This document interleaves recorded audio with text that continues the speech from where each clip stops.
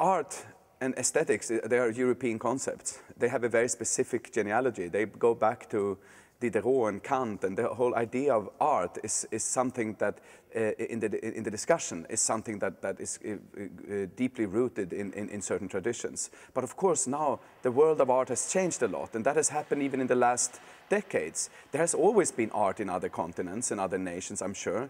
It's just that it has been discussed in other terms. And now we live in this world where all these different cultures meet, where there's a lot of activity in India and Pakistan, where there's lots of contemporary art being produced in China and in Korea.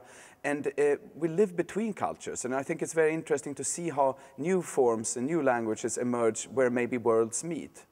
The European art world was very dominant, and in the last decades, even up until the 1980s perhaps, one had the sense that if you wanted to be visible as a contemporary artist, you had to be in New York or maybe in Cologne, and this has changed. So now it's very hard to have to get in, you know, a grasp of it, because it's so big, the art world.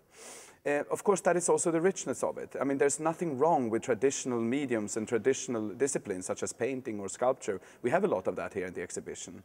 But on the other hand, art can be, when it comes to discipline and technique, almost anything.